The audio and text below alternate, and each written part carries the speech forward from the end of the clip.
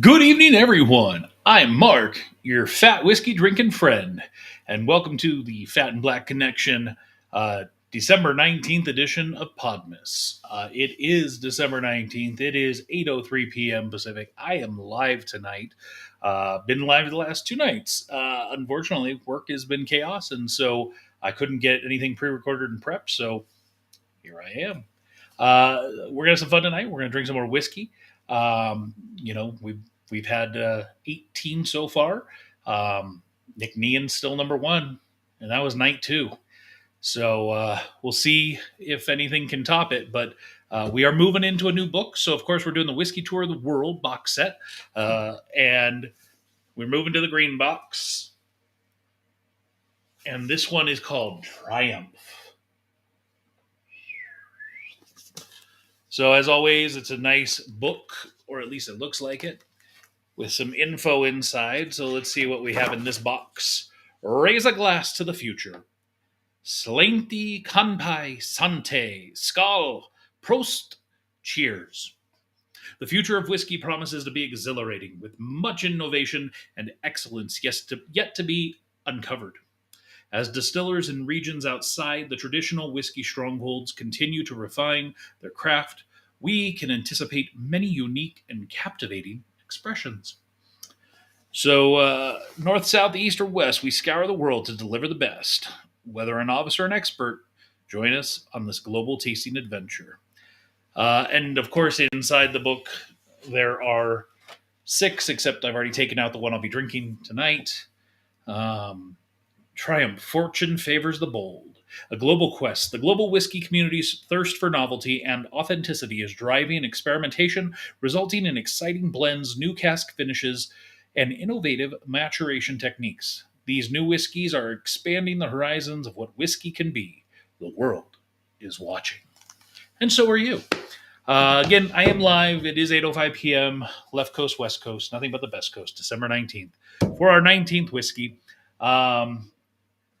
So let's get into it, shall we? What am I drinking tonight? Well, Green River Distilling Company out of the USA. So you've got it on the screen. I've got my handy dandy guide. Bourbon whiskey, 45% alcohol by volume, and I've really been enjoying bourbons lately, so that's already a good start. Green River Distilling Company has a long and winding history. Started in 1885.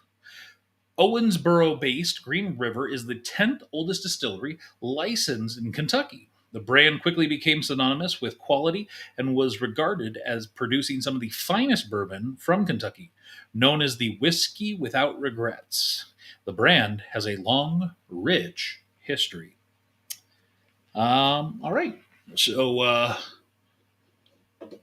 let's see what's on the other page. Whiskey Without Regrets, Green River Kentucky Straight Bourbon Whiskey. Green River Kentucky Straight Bourbon Whiskey is distilled and aged on site at some of the oldest warehouses in the state. Rich in color with a golden amber hue, Green River is made with locally sourced corn featuring a mash bill of 70% corn, 21% rye, 9% malted barley, a blend of 4 to 6 year old first use barrels. It is bottled at 45% alcohol by volume with rich depth and character. The higher rye content contributes to the warming spice notes on the nose and palate. Speaking of tasting notes, let's see what they say. On the nose, brown sugar and caramel, underlay of creme brulee and butterscotch. That sounds nice. On the palate, caramel, cream candy, and dark brown sugar turns to mixed nuts and dark fruit before herbal and floral notes. Very light oak base. Again, this sounds very good. Finish, herbal and dark fruits with a layer of thick leather and mellow oak before rye spice and pepper. In general, this sounds good to me. However, one of the things that I noticed is they have no awards. So that's always interesting. So I guess let's crack it open. So here it is, the bottle with their logo, Green River. It says Green River, the pride of Owensboro, Kentucky, Kentucky Straight Bourbon Whiskey, Sour Mosh, 45% alcohol by volume, 90 proof, 50 milliliter, or about a double shot. Product of the USA. Let's see how she smells. Straight out of the bottle, pretty light in scent. Not a whole lot going on. I definitely smell some sweetness. We'll pour it in, let it open up a little bit, and I'm going to do about a little over half of the bottle. I want to save some for later, just in case I really like it and want to remember what it tasted like. And of course, I have it in the Whiskey Tour of the World official glass. This box set came with 2. I am exhausted, folks. It has been a hell of a week, and it's only going to get worse for me. For those of you following along, I have a job where we're about to go into crunch time. I'm working on a ERP project for the state of Nevada where we're going to go live on January 1st. And we got a little over 10 days to get this thing done. So crunch time. Get the glasses out of the way so I can get my nose all up and down.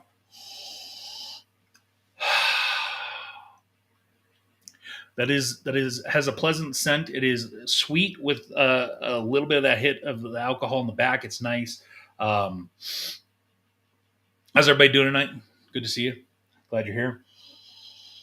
I am interactive, at least for the next 5 to 10 minutes. So if you're enjoying or you have questions, don't hesitate. Send me a message.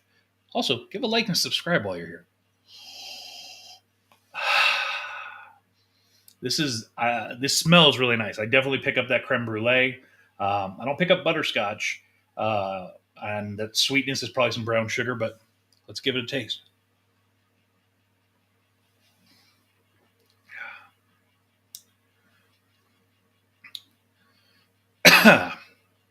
It is very sweet at the front, but then it hits pretty hard in the back.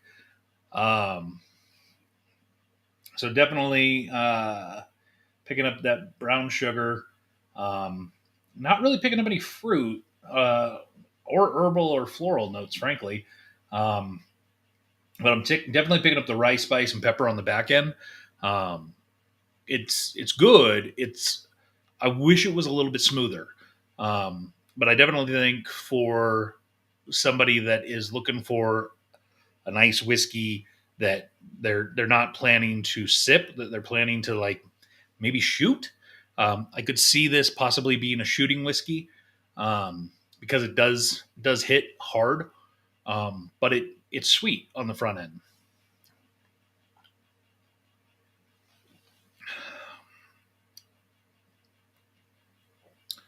The second sip was significantly smoother, and so this is one of the things I've discovered. And I shouldn't say I've discovered, but for me, self-discovery. I've come to find that on the first shot or the first sip, it definitely can be overwhelming, especially if you haven't had any alcohol or anything. And so I think the initial shock is usually much harder than the second sip or third sip, for that matter. Let's try just a little more.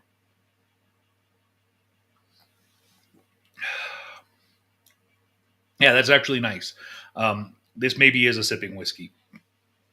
I wouldn't have thought so at first, but the second and third definitely mellowed out. Now that's in my mouth, had gotten on all over the palate. It's good. I like that. I would say this is probably my top 5. Nignian's still number 1, but this is up there. It's probably 3 or 4.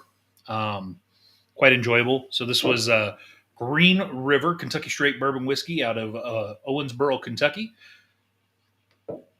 Should you be so inclined and you find it somewhere, I'd definitely suggest pick it up, give it a go. But stick around in just a few moments. James will be coming on with his beer advent calendar. So if you're interested in beer, that's the show for you as well. So I hope you've enjoyed. I'll be back tomorrow night with more whiskey, and I'll see you real soon.